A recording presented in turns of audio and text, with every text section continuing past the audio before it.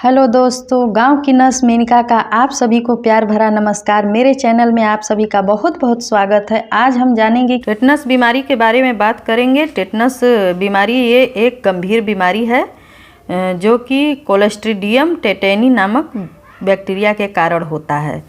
तो ये टेटनस को लोग आम समझते हैं, लेकिन ये भी बीमारी एक घातक बीमारी हो सकती है। अभी बताए हैं ना कि क्लोस्ट्रीडियम टेटेनी नामक बैक्टीरिया के कारण ये बीमारी हमारे शरीर में फैलती है और ये घाव चोट लगता है तभी ये बैक्टीरिया एक्टिव हो जाती है, जो कि हमारे शरीर में प्रवेश कर जाती है। बैक्टीरिया शरीर में किसी घाव के माध्यम से प्रवेश कर सकता है। इससे शरीर में एक तरह का जहर पैदा होता है जिससे शरीर को मांसपेशियां सिकुड़ने लगती हैं, जिससे हमारे शरीर की मांसपेशियां सिकुड़ने लगती हैं। और आमतौर पर टेटनस रोग में पूरे शरीर में दर्द की शिकायत रहती है। पूरा शरीर मेरा बॉडी पेन करेगा जब मुझे टेटनस हो जाएगा, तो एक ये भी लक्षण है। ये विशेष रूप से जबड़े और गर्दन की मांसपेशियों को प्रभावित कर सकता है, जिसकी वजह से मुंह खोलने या खाना निगलने में परेशानी हो सकती है। एक तरह से इसमें व्यक्ति का जबड़ा, जिसे कहते हैं लॉक, हो जाता है, स्थिर हो जाता है। उसका लॉक जबड़ा खुलता ही नहीं है। यही वजह है कि इसे लॉकजा भी कहते हैं। टेटनस मुख्य रूप से 4 प्रकार के होते हैं। जर्नलाइज्ड टेटनस, यह टेटनस का सबसे सामान्य रूप है। लगभग 80% मामले जर्नलाइज्ड टेटनस के होते हैं। इस स्थिति का शुरुआती लक्षण जबड़े के ऐंठन से होता है। इसके अलावा इसमें गर्दन, शरीर का मध्य भाग यानी टंक और जोड़ों की मांसपेशियों में भी ऐंठन और दर्द की शिकायत हो सकती है। इसके मामले गंभीर और कन्वेंशनल यानी मांसपेशियों में ऐंठन के साथ दौरे पड़ने की भी शिकायत व तंत्रिका तंत्र संबंधित परेशानियां भी हो सकती हैं। अब दूसरा हम जानते हैं लोकलाइज्ड टेटनस, जिसे बोलते हैं। लोकलाइज्ड टेटनस के मामले लोगों में कम देखे जाते हैं। इससे रोगी को जख्म वाले स्थान के आसपास की मांसपेशियों में ऐंठन महसूस होती है, लेकिन ऐसा लक्षण काफ़ी हल्के होते हैं। लेकिन ऐसा देख रेख के अभाव में यह स्थिति गंभीर रूप ले सकती है। और तीसरा है सेफेलिक टेटनस।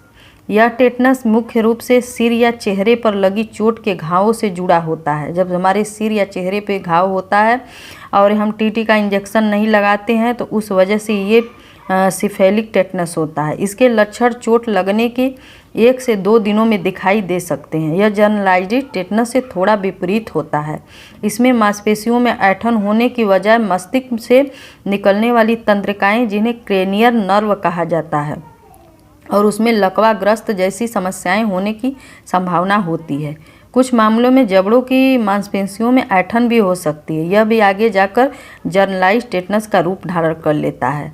और चौथा जानेंगे नियोनेटल टेटनस। बच्चों में टेटनस की समस्या को नियोनेटल टेटनस के नाम से भी जाना जाता है। बच्चों में टेटनस की वैक्सीन न लगाने के कारण या टीकाकरण की सारी डोज न दिलवाने पर बच्चों को इस संक्रमण की चपेट में आने की संभावना बहुत ज़्यादा हो सकती है। टेटनस के अब तो हम जान लिए 4 प्रकार के टेटनस होते हैं। अब हम टेटनस के लक्षण जानते हैं कि इसके लक्षण क्या होते हैं। अचानक पेट व शरीर की अन्य मांसपेशियों में ऐंठन होना, पूरे शरीर में अकड़न महसूस होना, जबड़ों में ऐंठन और अकड़न और टार, जिसे बोलते हैं लार टपकना, बुखार होना, पसीना आना, हाथ पैरों में ऐंठन होना, चिड़चिड़ापन होना, निकलने में परेशानी, बार बार पेशाब का लगना, ब्लड प्रेशर बढ़ना, हृदय गति में परिवर्तन, सिर दर्द, दौरे आना। अब टेटनस के कारण हम जान लेते हैं धूल, मिट्टी, मल या थूक से घाव का दूषित होना, किसी नुकीली वस्तु जैसे सुई या कील द्वारा चोट लग जाए और लगने के स्थान पर हमको जलने से होने वाले घाव से टेटनस का बैक्टीरिया शरीर में प्रवेश कर जाता है, जिसे हम दबने या कुचलने से होने वाले घाव के जरिए पुराने घाव और इन्फेक्शन हो जाते हैं। पुराने जब घाव होते हैं तो उससे हमको इन्फेक्शन हो जाते हैं। और नसों में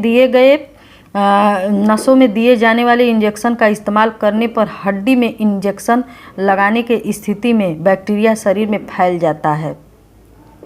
और ऑपरेशन के दौरान लगाया गया चीरा के भी जरिए चोट के ऊपरी सतह हटाने पर, परत हटाने पर, जब चोट का ऊपरी परत हटाने पर कोई कीड़े के काटने से दांतों के संक्रमण के जरिए कीड़े के काटने जैसे कीड़े के दांत से भी संक्रमण हो सकता है।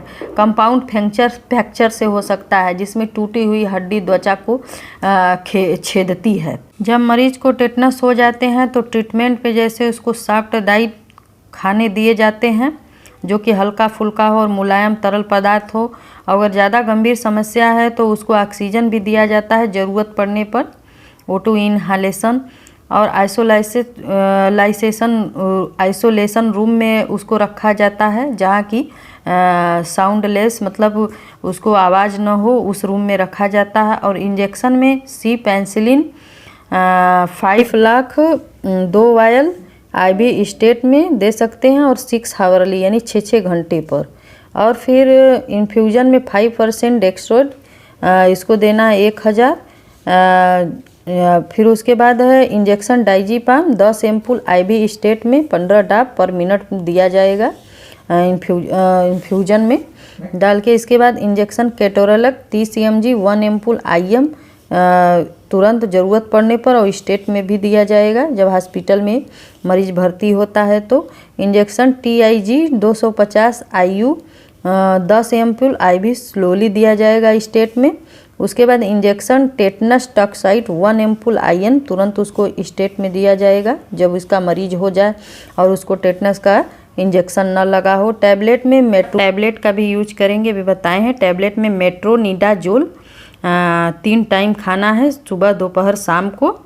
और उसके बाद उस घाव को जिसे क्लोज्ड वुंड शुड भी कहते हैं, तो उस घाव को हम ओपन कर देंगे। जो घाव मतलब क्लोज्ड है उस घाव को ओपन करके उस घाव को H2O2 यानी हाइड्रोजन पेरोक्साइड से अच्छी तरह से वॉश करेंगे। उसके बाद उस मरीज में देखेंगे कंफर्म करके, टेस्ट करके कि कंफर्म करेंगे कि टेटनस है कि नहीं। अगर थोड़े से भी अच्छे लगे वीडियो तो चैनल को सब्सक्राइब, वीडियो को लाइक करना ना भूलें, कमेंट शेयर जरूर करें।